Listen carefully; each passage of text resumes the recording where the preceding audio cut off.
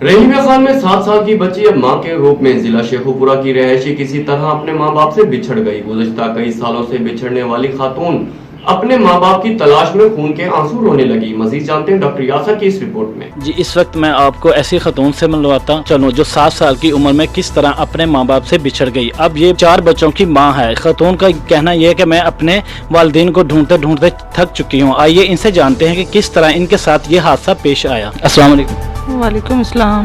क्या नाम है आपका? जमीला। जी, मैं गुम हुई थी, 7 साल की थी। तो 7 साल के बाद माँ बाप नहीं मिला मुझे, तो उसके बाद मीडिया वाला से कोशिश की मिलने के लिए।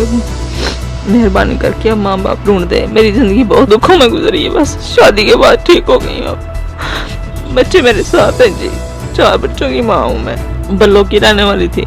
भाई फेरू और बल्लू के नहीं है वहाँ की। लियाकत मेरे अबू का नाम है, नजीर अम्मी की नाम है। भट्ठे पे काम करता था, कोई उठा कर ले गया था। कोई है साबर नाम का बंदा, वो शेखपुरा नहीं है लाहौर, वहाँ लेकर गया। कोई था मेहरबान, बस शादी हो गई थी। अपने घर भी मैं खुश हूँ, मेरे बच्चे माशाल्लाह है। माँ बाप की कमी, बस माँ बाप की कमी पूरी हो जाए।